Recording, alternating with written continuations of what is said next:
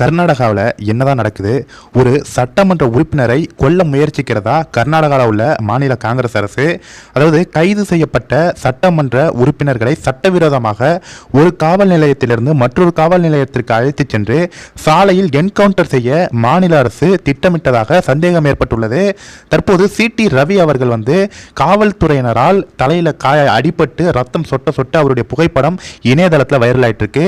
முக்கியமாக டெல்லியில் பார்த்தீங்கன்னா எதிர்கட்சி தலைவர் பாஜக எம்பிக்கள் மீதான மரண தாக்குதலை தொடர்ந்து கர்நாடக மாநில சட்டமன்ற உறுப்பினரும் முன்னாள் அமைச்சருமான திரு சிடி ரவி அவர்கள் மீது பொய் வழக்கு போட்டு காவல்துறையால் கொலை செய்ய முயற்சிப்பதை வன்மையாக கண்டிக்கிறேன் அப்படின்னு ஏஜே சூர்யா அப்படிங்கிற பாஜகவுடைய ஒரு முக்கிய தலைவர் இந்த பதிவு போட்டிருக்காரு. இந்த பதிவை போட்டு ஒரு சில நிமிடங்கள்லயே சிடி ரவி அவர்களுடைய ஒரு அதிர்ச்சி வீடியோ இணையதளத்தில் வெளியாயிருக்கு. இந்த வீடியோவை பார்த்துட்டு வந்துருங்க.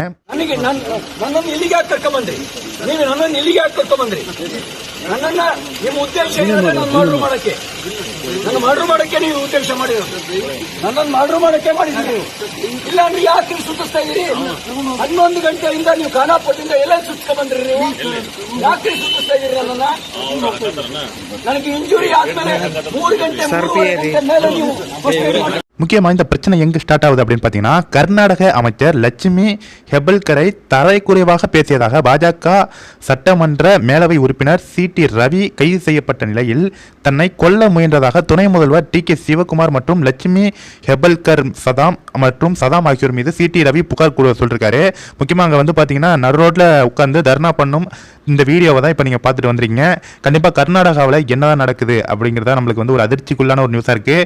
நீங்கள் டெல்லியில் பார்த்தீங்கன்னா பாராளுமன்றத்தில் அங்கே ராகுல் காந்தி ஒரு பெரிய ரவுடிசம் பண்ணிட்டு இருக்காரு. தொடர்ந்து ஏதோ ஒரு இந்தியா கூட்டணி ஒரு பயங்கரமான திட்டத்தை தீட்டிக் கொண்டு இருக்கிறாங்க அப்படிங்கிறது இதுலேருந்து தெளிவாக தெரிகிறது. காவல்துறையும் இராணுவமும் இதற்கு தக்க பதிலடி கொடுக்கணும், எதற்கும் தயாராக இருக்க வேண்டும். இவங்க ஏதோ ஒரு கலவரத்தை ஏற்படுத்த இது போல பண்ணிட்டு இருக்காங்களோ அப்படின்னு நமக்கு தோணுது.